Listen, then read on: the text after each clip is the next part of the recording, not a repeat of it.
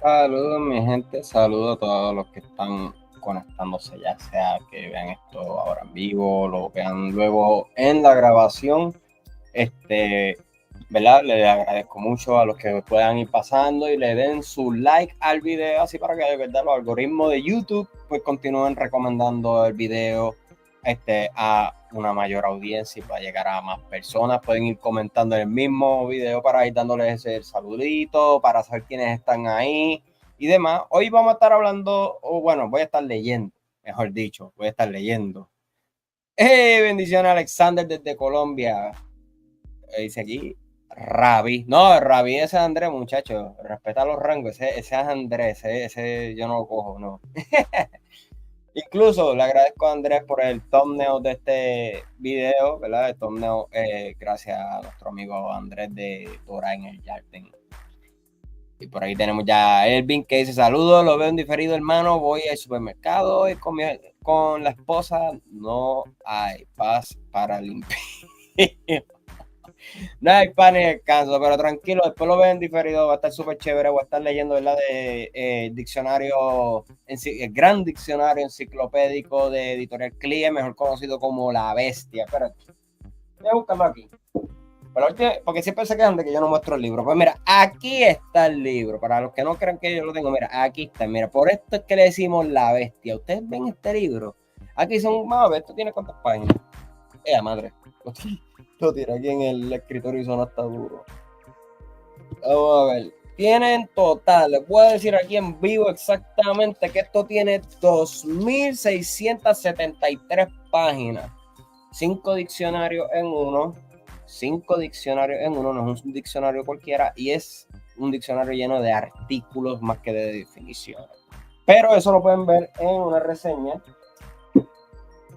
Eso lo pueden ver mejor en una reseña que yo le hice aquí en el canal. Pueden ir al canal y ver una reseña del mismo, o incluso creo que la editorial CLIE tiene un video de ella con Richard Silver y creo que Ana Romero, si no me equivoco, que hablan de diferentes diccionarios de la Biblia, incluyen lo que es la bestia, y pues hablan a mayor profundidad de cómo se compone, y ese es el diccionario el cual vamos a estar utilizando en este día. Un saludito por ahí a Leina, que está por ahí. Bendiciones, Leina. Y ese es el diccionario que vamos a estar utilizando hoy. El diccionario, gran diccionario enciclopédico, mejor conocido acá en la jerga, no diría jerga vulgar, sino en la jerga de por acá, como La Bestia. Ya les mostré por qué, por lo grande que es. Así que vamos a estar hablando de lo que es el canon bíblico. ¿Qué es eso? Un poco de agüita porque vivo en Puerto Rico, no tengo aire acondicionado, aquí hace calor. Así que, ¿qué es el canon bíblico? ¿Qué invento es ese? ¿Por qué lo mencionan tanto? ¿Y qué mejor momento para hablar de él que en el mes de la Biblia, septiembre? Aunque sé que el día no es creo que es hasta el 27, si no me equivoco, pero independientemente se celebra todo este mes de septiembre, lo que es el mes de la Biblia, y por eso quiero hablar de lo que es el canon. Aunque tengo un video en el canal que es del canon de mi amigo Richard Silver, pueden ir pasar a verlo luego, pero como quiera quiero hablar del tema porque me gusta. Así que vamos directamente aquí al artículo, y una de las cosas que me encanta de este artículo es que lo escribió mi teólogo favorito, Samuel Pagan. Eso es lo más que me encanta de este artículo. Saludos, Daisy, gracias por pasar, ¿verdad? Gracias a las personas que están pasando y dejando su like, se le agradece un montón. Y que, ¿verdad? Compartan el video en las diferentes plataformas y en los grupos de chat de WhatsApp, etcétera. Vamos a estar hablando hoy, como les dije, del canon. Un artículo escrito en Diccionario de la Bestia. Como les dije, el diccionario se trata de artículos más que de definiciones. Y este artículo lo escribió nada más ni nada menos que mi compatriota y teólogo favorito, el pastor y doctor maestro Samuel Pagan. Ahí que veamos, aquí lo tenemos. Ok, en cuanto a esto, ya ustedes conocen la dinámica. Vamos a leer, no voy a frenar. Así que pónganse cómodos, es una lectura un poquito densa, así que se pueden poner cómodos, echarse hacia atrás, ponerse los audífonos si tienen, los AirPods, etcétera, y escuchar la lectura. Déjame bajar un poquito la música, no quiero hacer competencia con ella, aunque eso es casi imposible con la vozarrón que yo tengo, que la música haga competencia con mi boca, pero anyway, vamos por aquí. Ok, pues como les digo, vamos a estar leyendo directamente de la bestia. Si ven que ustedes de casualidad comentan y yo no lo leo, no es que lo estoy ignorando, es que yo solamente dependo de una pantalla, una pantalla.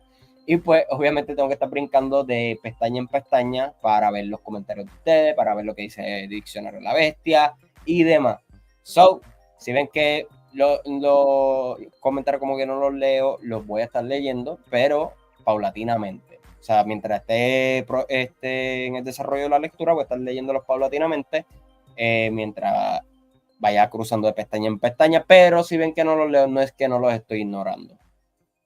Es que estoy full en la otra pestaña leyendo el artículo. Ok, vamos a darle a esto. Suficientes explicaciones. Aquí lo tenemos, muy bien. En cuanto al nombre y el uso, el término griego es canon o cañón, es de origen semítico y su sentido inicial fue el de caña. Posteriormente, la palabra tomó el significado de vara larga o listón para tomar medidas, utilizado por albañiles y carpinteros.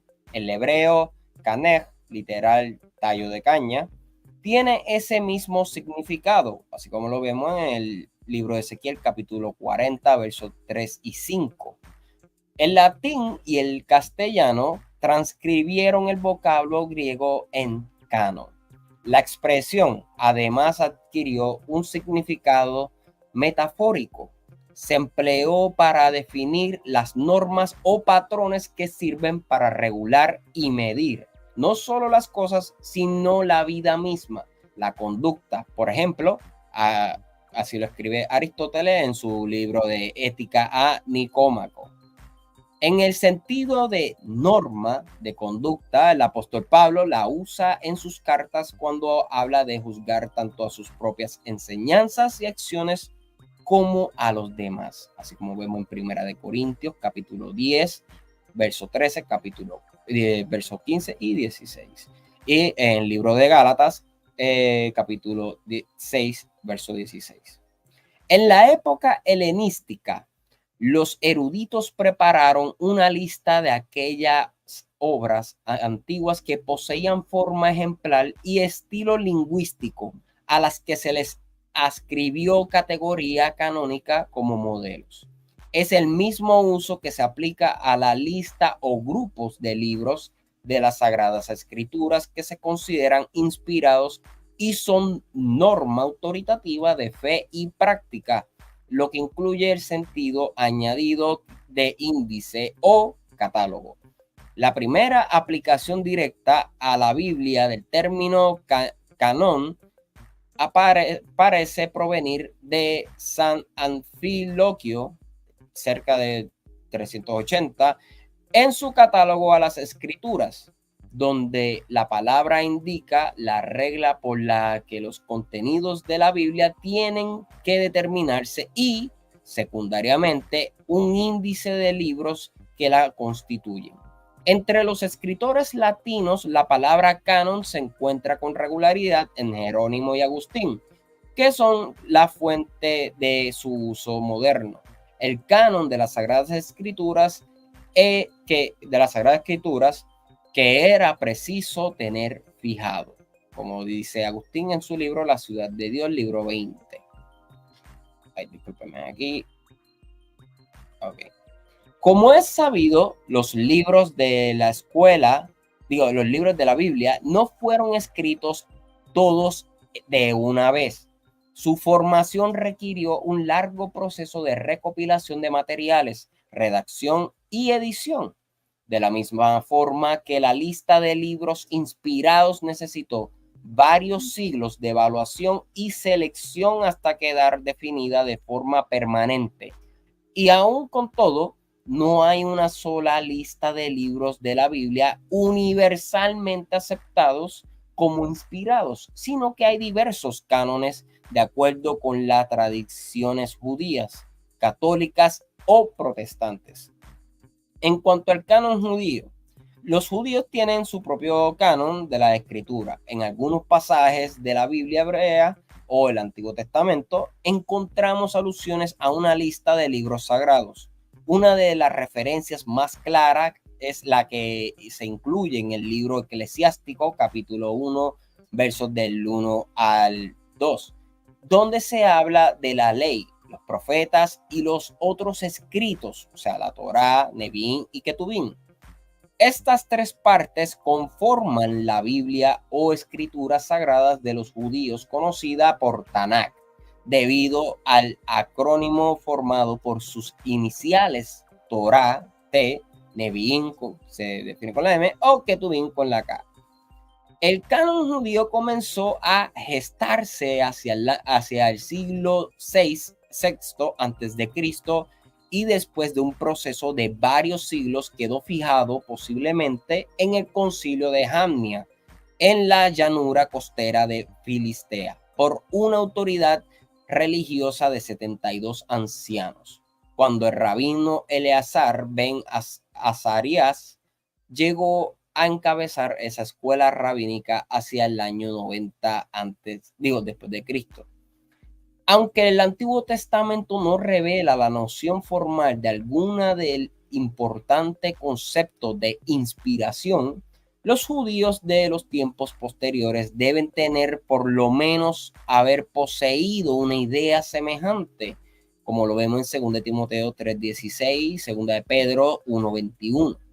En torno a este tema podemos mencionar el singular caso en el que un doctor talmúdico, en lo tocante a un claro concepto de canonicidad, hay que decir que es un término. Espérate. Brinqué aquí una oración, discúlpenme. Ok, podemos mencionar el singular caso en el que un doctor talmúdico distinguía entre una composición entregada por la sabiduría del Espíritu Santo y otra presumiblemente creada por la simple sabiduría humana. Pero en lo tocante a un claro concepto de canonicidad, hay que decir que es un término e idea relativamente modernos, del que ni siquiera el Talmud tiene evidencia explícita alguna.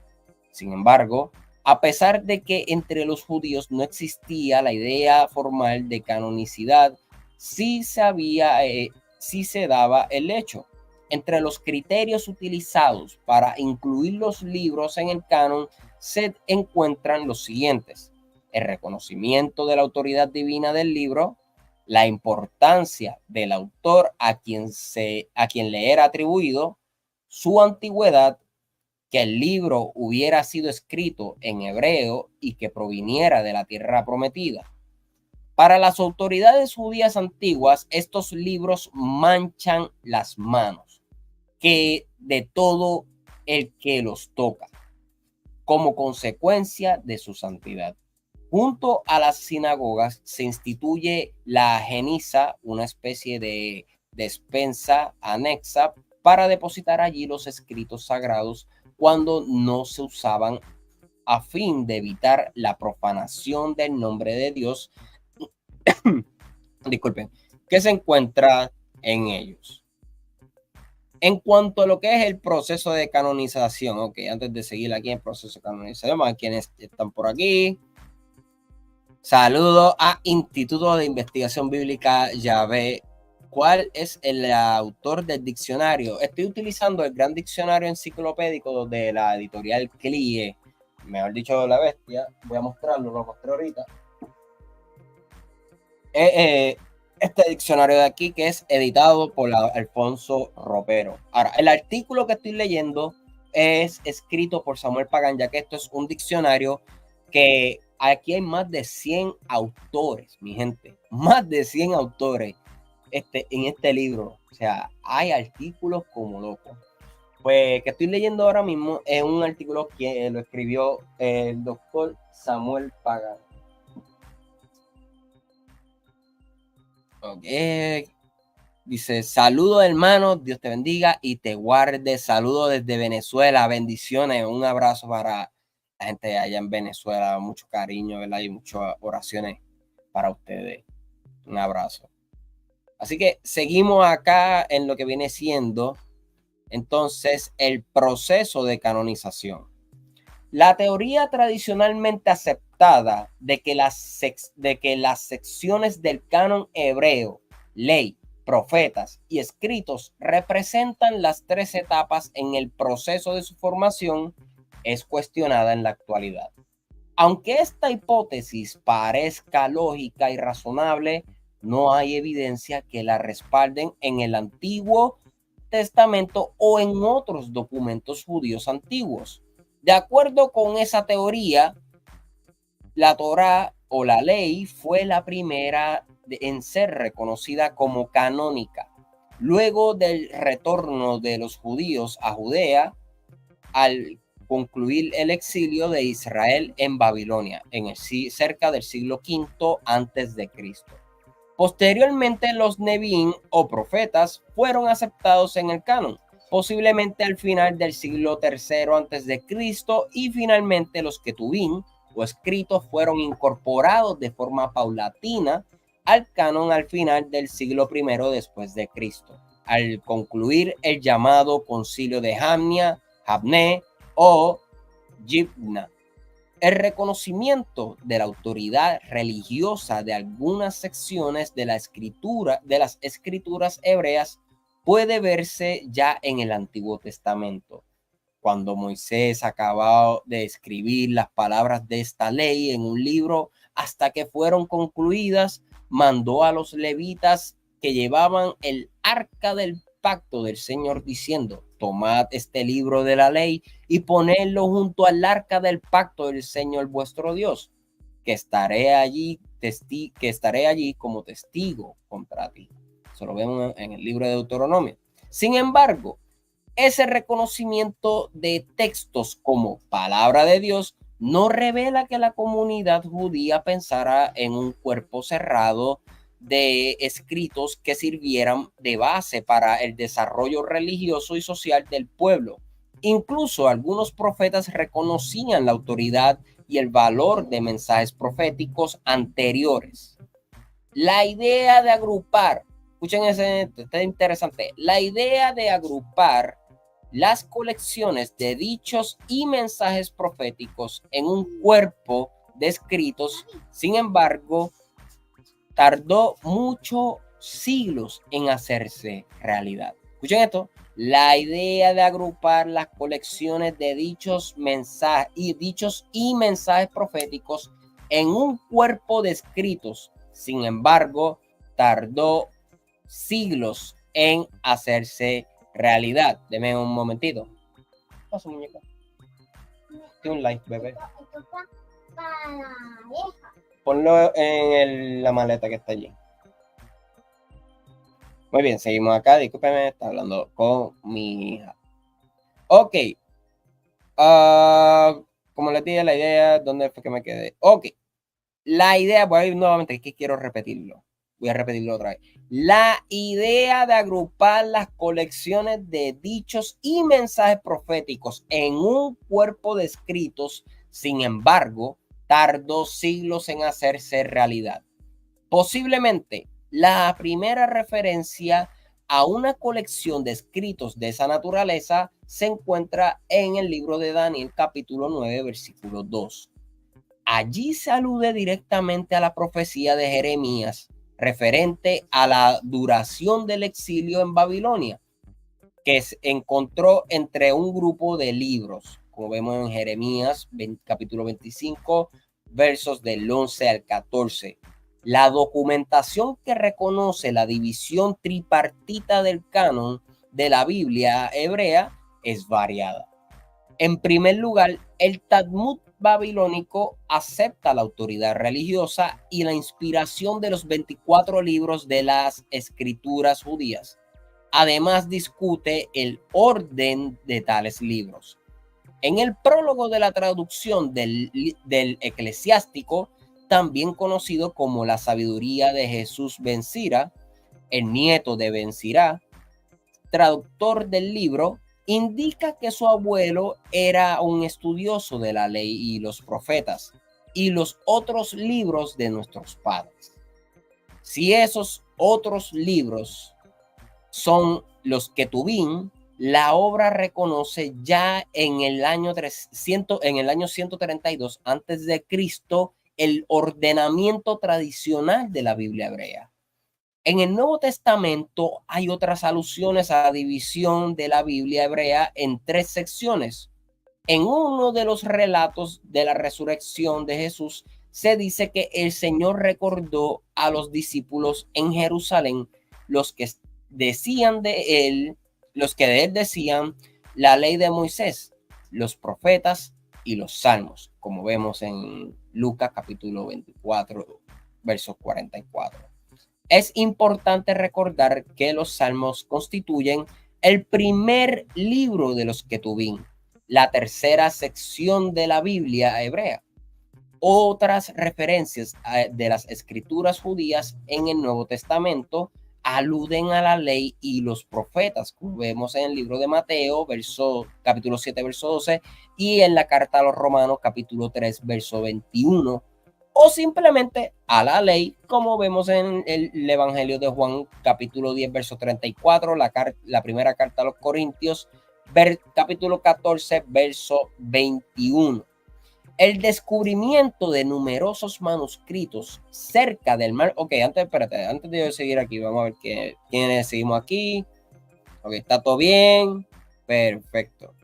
Sí, porque esta parte, aquí sí quiero. Voy a beber el agua aquí, espérate. Esta parte es bastante interesante. Ok. Vamos para allá.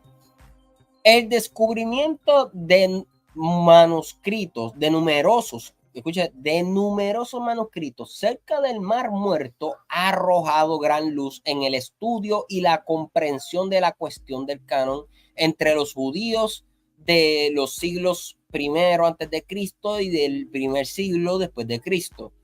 Entre los manuscritos encontrados existen copias de todos los libros de la Biblia, con la posible excepción de Esther. Aunque la gran mayoría de los documentos bíblicos se han encontrado en forma fragmentaria, se han descubierto también varios documentos bíblicos casi completos. Lamentablemente, los qumramitas no dejaron documentación escrita que nos indique con claridad cuáles de los libros que mantenían en sus bibliotecas constituían para ellos parte del canon.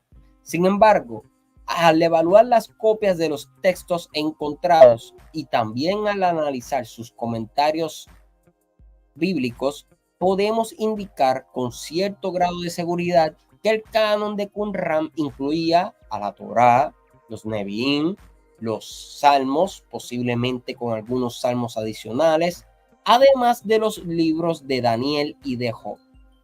Posiblemente ya para el comienzo de la era cristiana había un acuerdo básico entre los diferentes grupos judíos respecto a los libros que se reconocían como autoritativos.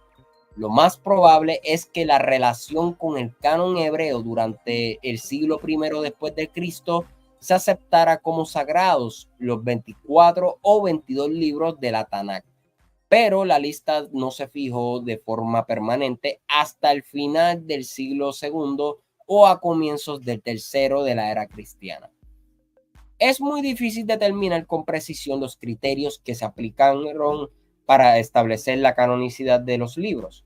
Algunos autores, como Flavio Josefo, quien escribe en el año 100 después de Cristo, deja sentada su convicción y la de sus correligionarios, probablemente basada en la tradición de que las escrituras de los hebreos forman una colección cerrada y sagrada que data de los días del rey persa Artajerjes Longímano, que estuvo entre el 465 y el 425 a.C., contemporáneo a Esdras. porque después de este no volvió a surgir un profeta u hombre de Dios que pudiera asegurar el carácter divino de los escritos más recientes o confirmar el carácter sagrado de escritos antiguos sobre los cuales no se habían pronunciado las profecías procedentes. Hay un dato histórico significativo al que hemos de prestar atención. Después de la destrucción de Jerusalén en el año 70 después de Cristo y del fin del sacerdocio levítico, los fariseos, de quienes Josefo es partidario, que constituyen el origen del judaísmo moderno, llegaron a tener una hegemonía absoluta entre los judíos y excluyeron algunos de los libros del canon porque, decían, no puede un libro ser considerado sagrado si no está escrito en hebreo y sobre el suelo de Palestina, única tierra sagrada capaz de recibir las revelaciones de Dios. Y como los llamados libros deuterocanónicos no se reunían en estas condiciones, los fariseos no dudaron en rechazarlos.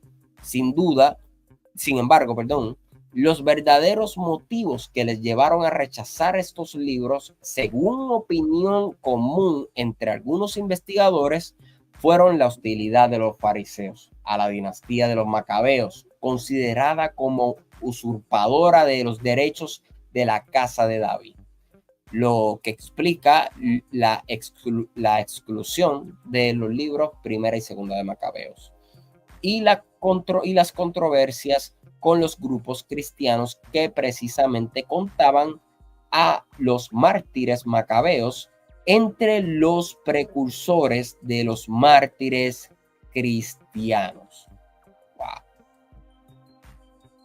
En cuanto al canon alejandrino, una de las consecuencias del exilio de Israel en Babilonia fue el desarrollo de las comunidades judías en diversas regiones del mundo conocido. En Alejandría, capital egipcia del reino de los Ptolomeos, el elemento judío entre la población de habla griega era considerable. Y como Judea formaba parte de ese reino hasta el año 198 a.C., la presencia judía aumentó con el paso del tiempo. Varias generaciones después, los judíos de Alejandría adoptaron el griego como su idioma, relegando el hebreo al culto sinagogal, a fin de responder adecuadamente a las necesidades religiosas de la comunidad.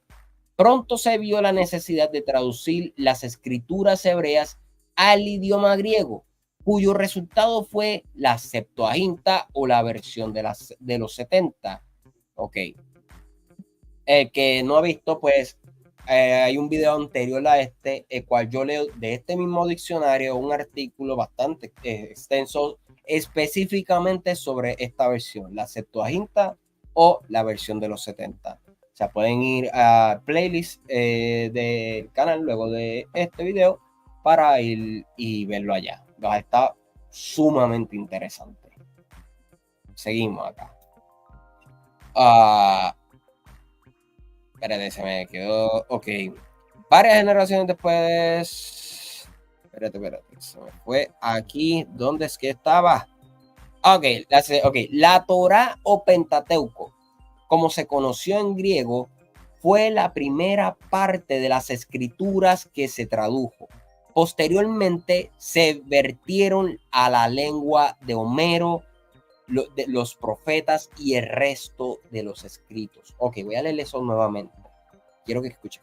La Torá o Pentateuco, estamos hablando, 5 primeros libros de la Biblia: Génesis, Éxodos, Número, Levítico y el Deuteronomio. Como se conoció en griego, fue la primera parte de las escrituras que se tradujo. Posteriormente se vertieron a la lengua de Homero, los profetas y el resto de los escritos.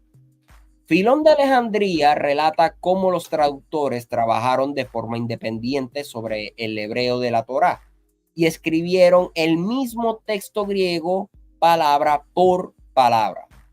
A esta leyenda, los escritores cristianos añadieron que se tradujeron todos los libros del Antiguo Testamento, incluyendo entre ellos los que después se llamarían deuterocanónicos, a saber, Tobías, Judith, Baruch, Sabiduría, Eclesiástico, Primera y Segunda de Macabeos y algunos pasajes del libro de Esther y Daniel, que fueron escritos en griego. Hay que tener en cuenta, sin embargo, que los judíos de Alejandría no pretendían fijar ningún canon, solo dar a conocer el mundo heleno, los libros religiosos del judaísmo. Nuevamente, voy a leer eso. Hay que tener en cuenta, sin embargo, que los judíos de Alejandría no pretendían fijar ningún canon, solo dar a conocer el mundo heleno, los judíos, los libros religiosos del judaísmo. Hoy se cuestiona muy seriamente que haya existido un canon alejandrino. Es un hecho constatado el que no se pueda determinar la extensión exacta de la versión de los 70, ni siquiera como el término de un largo proceso, puesto que no poseemos el texto original, sino únicamente una transcripción cristiana. Los escritos de Filón contienen citas de casi todos los libros del Antiguo Testamento. No menciona ni uno solo de la literatura deuterocanónica. Otro tanto sucede con Flavio Josefo, quien, siguiendo la corriente de los fariseos, ofrece una relación de todos los libros inspirados, dejando de lado los anteriormente citados. No tenemos más que 22 libros que contienen los relatos de toda la historia antigua y que son justamente considerados como divinos. Todos los acontecimientos desde la época de Artajerjes hasta nuestros días han sido consignados, pero los anales recientes no gozan del crédito de los precedentes debido a que no han existido una línea ininterrumpida de profetas. Después de muchos siglos, nadie se ha atrevido a añadir ni quitar nada, ni a modificar el contenido, ya que para todos los judíos ha venido a ser cosa natural. Desde su más temprana juventud, el creer que estos libros contienen enseñanzas divinas, el persistir en ellas y, si ello es necesario, morir voluntariamente por ella. Eso lo escribió Flavio Josefo en su libro Contra Apión 1.8. La verdad es que cuando los judíos alejandrinos aceptaron finalmente un canon, no fue otro que el único establecido a lo largo de varias discusiones o finales del siglo II en las escuelas rabínicas de Palestina. Otro tanto hicieron el resto de las comunidades judías dispersas. Vamos a tomar un poquito de agua para seguir.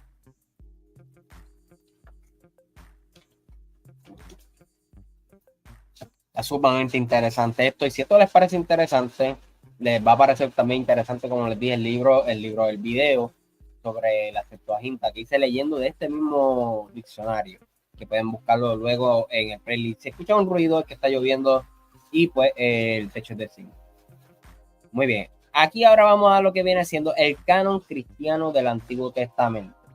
La Septuaginta hizo posible que los judíos de habla griega en la diáspora y también en Palestina tuvieran acceso a los libros sagrados de sus antepasados en el idioma que podían tener, en el idioma en el que podían entender, toda vez que el hebreo se había convertido en la lengua utilizada en el culto. Además, el texto griego dio la oportunidad de conocer y estudiar las escrituras hebreas a los gentiles, como vemos en el libro de Hechos, capítulo 8, versos 26 al 40. La iglesia cristiana se benefició sustancialmente de la traducción de la Septuaginta. La utilizó como su libro santo y lo llamó Sagrada Escritura. al y Antiguo Testamento. El texto en griego les dio la oportunidad a los cristianos de relacionar el mensaje de Jesús con pasajes de importancia mesiánica, como vemos en Hechos capítulos 7 y 8. Les brindó recursos literarios para citar textos del canon hebreo en las discusiones de los judíos, como vemos también en el libro de Hechos capítulos 13, verso 17 al 37 y capítulo 17, verso del 2 al 3. Y jugó un papel fundamental en la predicación del evangelio a los paganos, como vemos en el libro de Hechos, capítulo 14, versículo 8 al 18, capítulo 17, versos del 16 al 32. El Nuevo Testamento es testigo del uso sistemático de la Septuaginta en la educación, predicación y la apologética de los primeros creyentes. De los 350 textos del Antiguo Testamento que mencionan, 300 están tomados de la versión griega y el resto de la hebrea. Es importante señalar que mucho antes del debate sobre la extensión del canon, los escritos apostólicos dejan constancia de referencia y alusiones a las adiciones deuterocanónicas presentes en la Septuaginta. Hay mucha afinidad de pensamiento e incluso formas de lenguaje entre, por ejemplo, Primera de Pedro 1, capítulo 1, versos del 6 al 7 y el libro de Sabiduría, capítulo 3, versos del 5 al 6. Sin embargo, la fuerza del uso directo e indirecto de la literatura deuterocanónica se ve ligeramente disminuida por la desconcertante verdad de que al menos uno de los autores del Nuevo Testamento cita de forma explícita un libro que ni siquiera se encuentra en la Septuaginta. Vemos el libro aquí de Judá, el libro de Judá 9 y Enoc, capítulo 1, verso 9, reconocido desde hacía tiempo como apócrifos. Así mismo, apócrifos.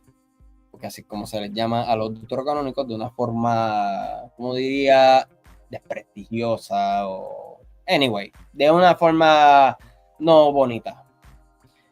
La gran aceptación de la Septuaginta entre los primeros cristianos hizo que la comunidad judía con el paso del tiempo rechazara la traducción griega como versión adecuada de las escrituras hebreas, buscando otras alternativas.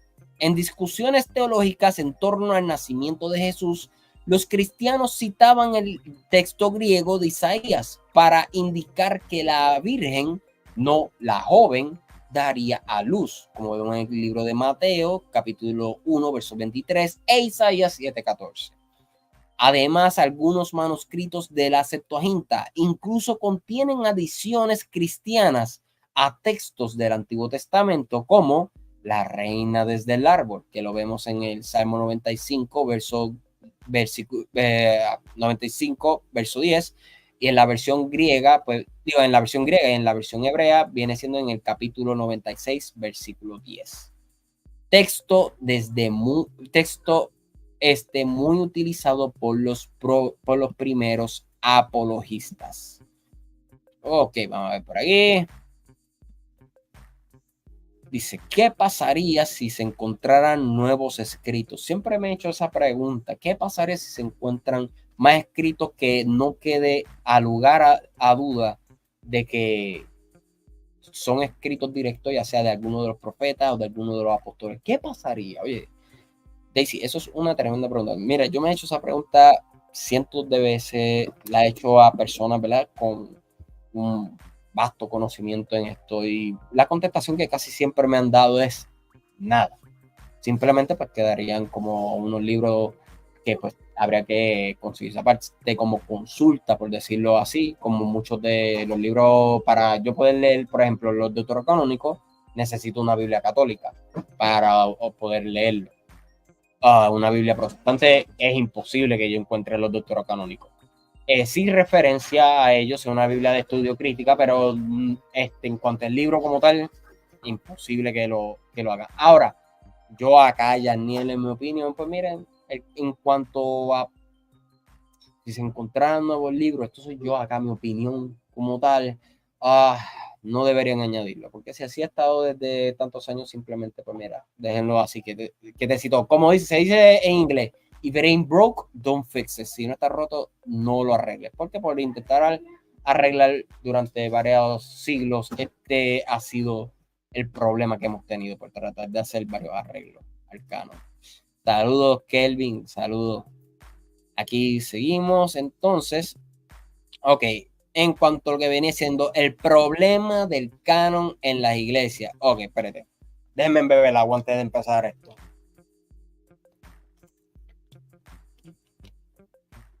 Ok, voy a necesitar mucha agua para esto. Miren, no se pongan nerviosos, no se me pongan nerviosos, tranquilo. Estoy leyendo desde el diccionario. Muy bien. En cuanto al problema del canon en la iglesia, una vez que finalizó el periodo del Nuevo Testamento, la Iglesia continuó utilizando la Septuaginta en sus homilías, reflexiones y debates teológicos.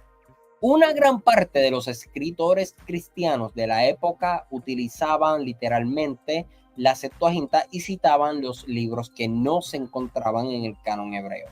La Iglesia occidental a fines del siglo IV aceptó un número fijo de libros del Antiguo Testamento, entre los cuales se encuentran los deuterocanónicos que aparecen en la versión cristiana de la Septuaginta, exceptuado tercera y cuarta de Esdras y la oración de Manasés. Los teólogos orientales, por su parte, seguían por la regla general el canon hebreo de las escrituras. Orígenes, en su obra de Principis, afirma que el libro de sabiduría es escritura, pero no canónica, porque no todos le reconocen autoridad. En la práctica, sin embargo, Orígenes emplea con frecuencia los deuterocanónicos sin hacer distinción alguna con los protocanónicos.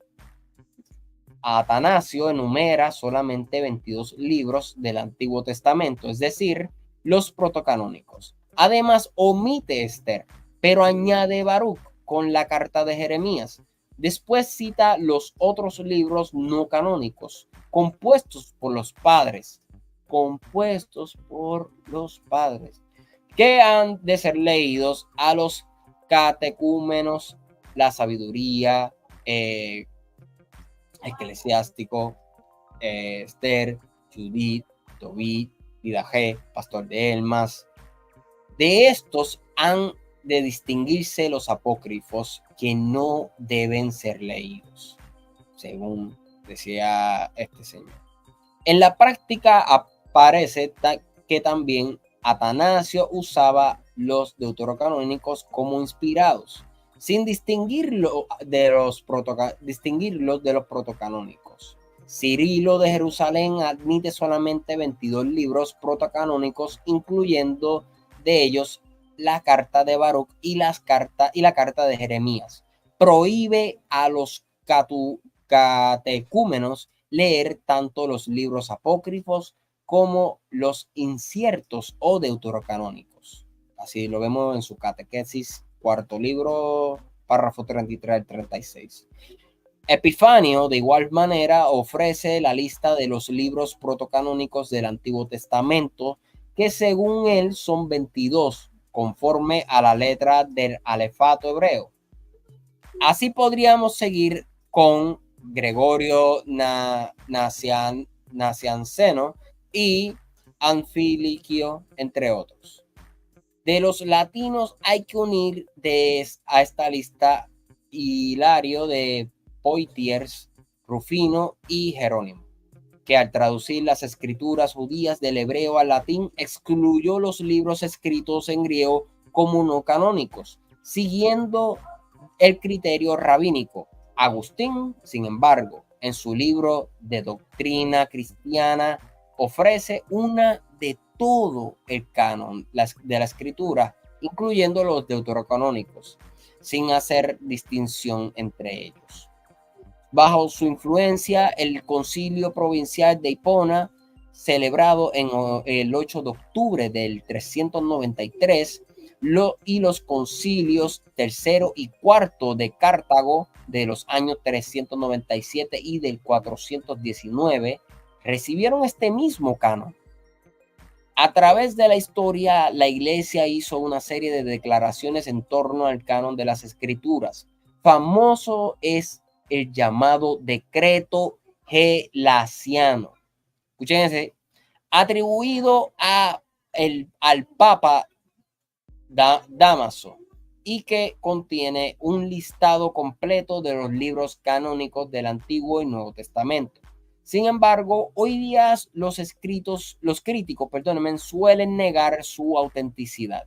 No se trataría de un documento proveniente de una autoridad pública como un concilio o un papa, sino de una obra privada compuesta por un clérigo de la Galia meridional o en la Italia septentrional a principios del siglo VI.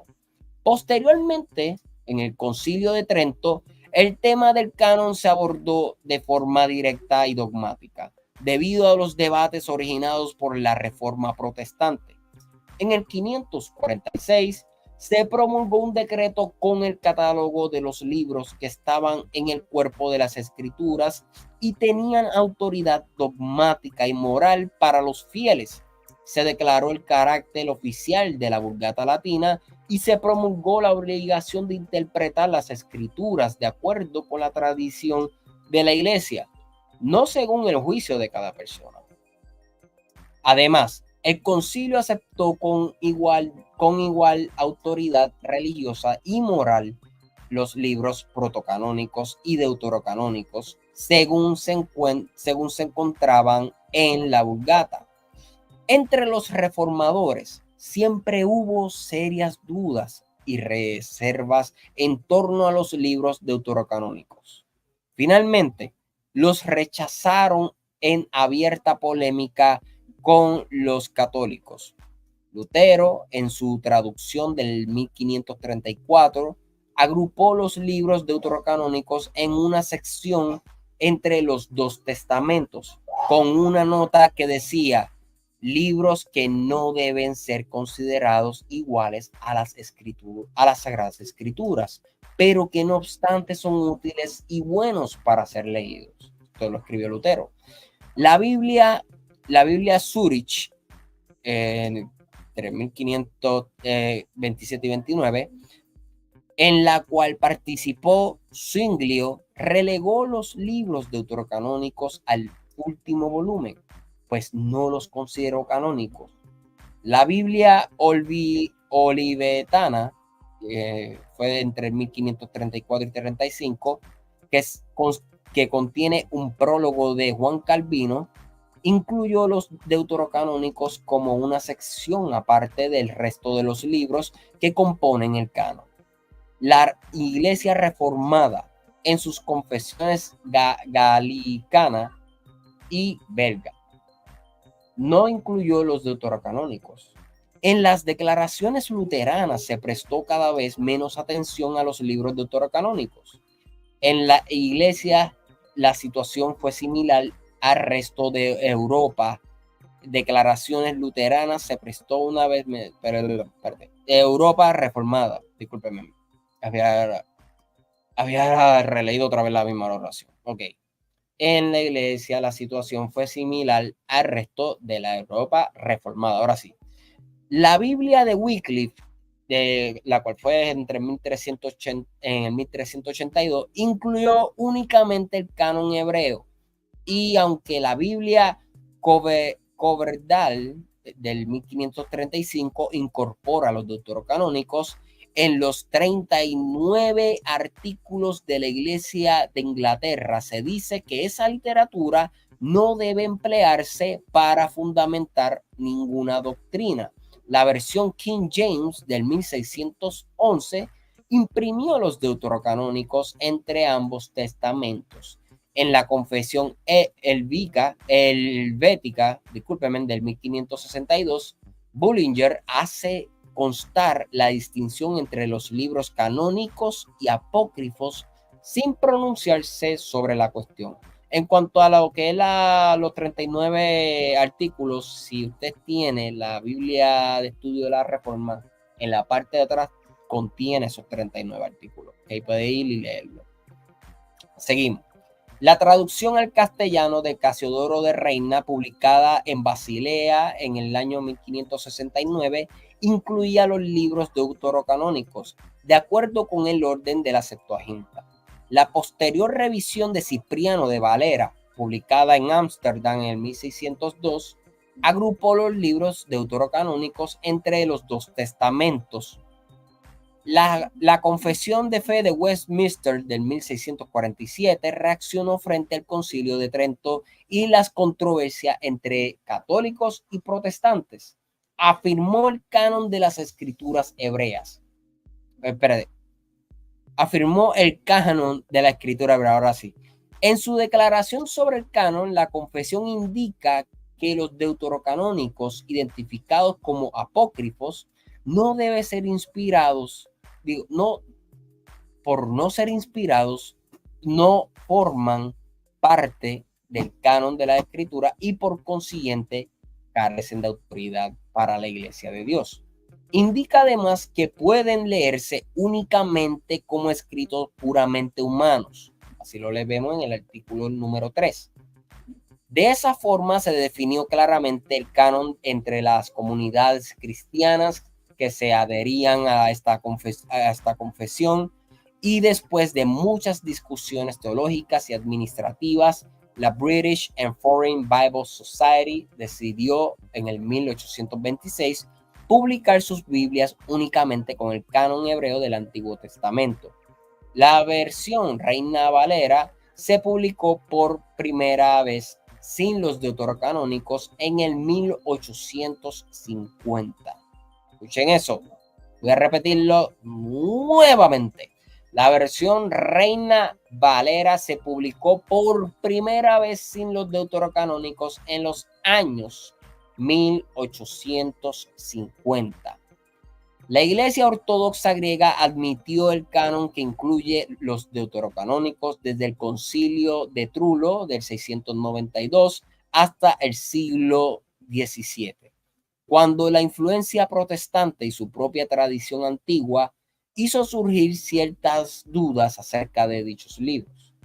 Fue principalmente Cirilo Lucaris, que murió, entiendo, en 1638, patriarca de Constantinopla, convertido al calvinismo, quien rechazó los deuterocanónicos considerándolos como apócrifos. Sin embargo, el sínodo de Constantinopla, celebrado en el año 1638 bajo su sucesor, y los sínodos de Yací del 1642 y de Jerusalén del 1672 condenaron la sentencia de Cirilo Lucaris y aceptaron el canon que los incluye, o sea, los deuterocanónicos. A mediados del siglo XVIII, bajo la influencia de la Iglesia rusa, comenzaron a reaparecer las dudas sobre los deuterocanónicos, cuya canonicidad era rechazada por muchos. Y como no ha habido todavía una decisión oficial de la Iglesia griega a este respecto, la admisión o la negación de los deuterocanónicos es en la actualidad una cuestión abierta a todas las opiniones. Las iglesias etiópicas, coptas y armenias admiten no solo los deuterocanónicos, sino también ciertos libros apócrifos.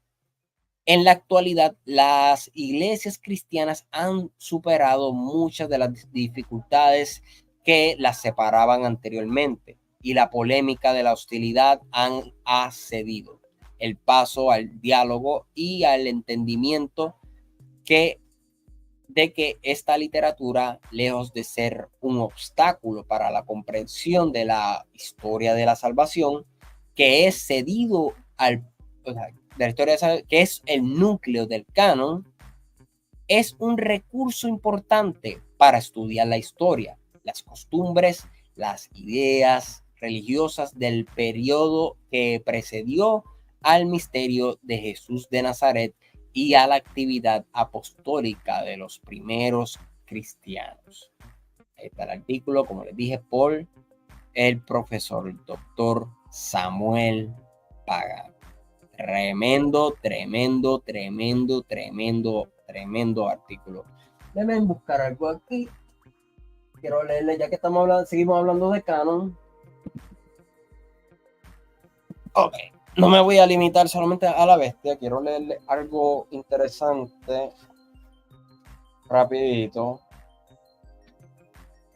Un dato que corrobora lo que Samuel Pagán nos dice aquí en su libro. O sea, lo que nos dice en su artículo en cuanto al canon. Deben buscarlo aquí rápidamente. ¿Dónde es que está? Ay, Dios mío. Anyway, en lo que voy buscando, pueden ir dejando sus comentarios, pueden ir dejando sus comentarios, pueden ir dejando que pregunta si les gustó, y si no les gustó también lo pueden decir, no hay problema.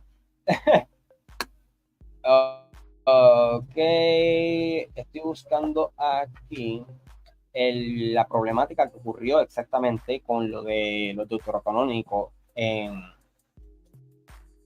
la versión Reina Valera. Lo estoy buscando aquí del libro de Raúl, ay, Dios mío, después, Saldívar. Estoy buscando, él tiene exactamente una explicación bien clara en cuanto a este problema que hubo con esto de los deuterocanónicos como tal. Pero estoy buscando qué página es. Yo sé que lo tengo aquí marcado, pero como tengo el libro tan marcado, excesivamente marcado, pues ahora no lo encuentro. Y es un dato muy interesante, porque incluso, aunque ya es algo que ya leí prácticamente en el artículo de Samuel Pagán, pero me gustaría, ¿verdad?, corroborarlo nuevamente, o sea, darle ese refuerzo y otros datos que también ofrece Raúl Saldívar aquí. Lo que pasa es que no tenía planificado sacarlo, ahora porque se me ocurrió y por eso no lo tengo en la página que debería estar para poder traerle a ustedes esto rápido. Estar aquí buscando. Ok, ya, aquí está. Lo encontré. ¡Woohoo! Muy bien, este es el libro. Ya muchos de ustedes lo tienen o lo conocen, que son las fuentes griegas. Aquí está. Fuentes griegas que dieron origen a la Biblia y a la teología cristiana. Por Raúl Saldívar, el autor de Fuentes que dieron origen al Nuevo Testamento. Fuentes griegas que dieron origen a la Biblia y a la teología cristiana. En la página 55 hay un dato muy interesante que Raúl Saldívar nos comparte. Y es que él nos dice que en los años comprendidos entre el 1825 y 27, las sociedades bíblicas británicas y extranjeras vivió una controversia que amenazó su existencia. La manzana de la discordia fue los libros deuterocanónicos, conocidos a finales del siglo XVI en Inglaterra como apócrifos. El asunto surgió a lo interno, pues la mayoría de los miembros de la junta de directores deseaba su exclusión, a diferencia de una minoría que sostenía la tesis que permitiera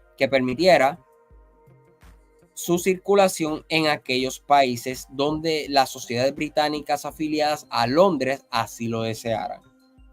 Escuchen esto, ya en el año 1813 había un movimiento en Inglaterra de Londres, ya en 1813 había un movimiento en Inglaterra de exclusión de estos libros. Sin embargo, países como Alemania, Austria, para los que vayan entrando, vean de dónde yo estoy leyendo. Okay. Países como Alemania, Austria y Suecia se oponían fue en el año 1825 cuando la Sociedad Bíblica de Edimburgo envió su ultimátum a Londres diciendo que si no eliminaba los libros deuterocanónicos de la Biblia, iban a retirar su apoyo financiero. La controversia se extendió hasta el año 1827, cuando la Sociedad Bíblica Británica y extranjera sucumbió ante las presiones, provocando un cisma en toda Europa. Muchas de las sociedades bíblicas de Europa continental se apartaron de Londres. Para una comprensión, una referencia, el historiador Pablo Moreno nos dice cómo Diego Thompson, nacido en Escocia, llegó a Argentina como miembro de la Sociedad Bíblica Británica y extranjera y se convirtió en uno de los colportores históricos del continente.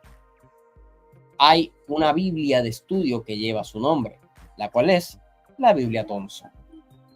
En Colombia, la Sociedad Bíblica Británica y extranjera se estableció en el año 1825 con el apoyo del presidente Santander.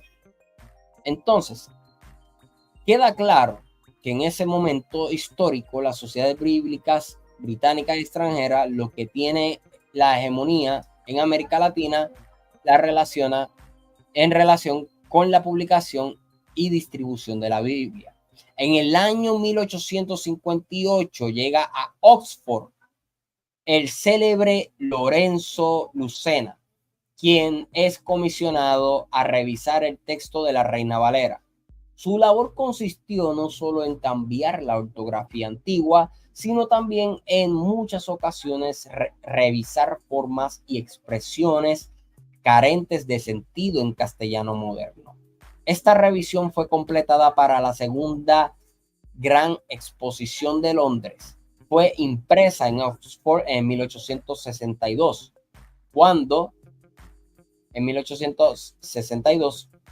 y la segunda y tercera edición de 1865 y 69 respectivamente. Al final, la revisión de Lucena fue adoptada por todas las demás sociedades bíblicas evangélicas, con la única excepción de las sociedades bíblicas de América. A partir de este año, en 1869, el texto de Lucena aparece en las Biblias publicadas en Londres, Madrid y Barcelona. Toda información en relación con la Reina Valera del 1862, primera versión sin los libros deuterocanónicos, también conocida como la versión de Lucena, también conocida como la versión de Lucena. Tapazo que tira ahí Raúl Saldívar. Ahí podemos ver también, ¿verdad? Consultar otras fuentes de por qué posiblemente estos libros deuterocanónicos o mal llamados apócrifos, por prejuicio y cuestiones, pues se les llamaban así. ¿Por qué no fueron incluidos en el canon? Así que, mi gente, espero que les haya gustado el video. Y recuerden darle like para que así pues llegue a más personas, ¿verdad? Y recuerden, a los que no se han suscrito al canal, suscribirse al mismo. Recomendación que les doy a todos: el que no ha visto el live sobre la Septuaginta, les recomiendo que pasen en el playlist del canal ahora que termine este video y puedan entonces ir a ver el video de la Septuaginta. O sea, tan pronto culminen, vayan y vean el video de la Septuaginta, en el cual también se tocan muchos datos muy interesantes que complementan este artículo del canon escrito por Samuel Pagan, ambos del mismo diccionario, no del mismo autor. Samuel Pagan escribe el artículo del canon, el de la Septuaginta no recuerdo ahora mismo quién fue que lo escribió, lo dije en el momento del video. Así que, pero ambos son del mismo libro, que es el Gran Diccionario Enciclopédico de Clie, mejor conocido como La Bestia, editado por Alfonso Ropero. Así que, sin más ni menos, mi gente, nos vemos la próxima. Compartan videos, denle like. Nos vemos hasta la próxima. Chao, chao.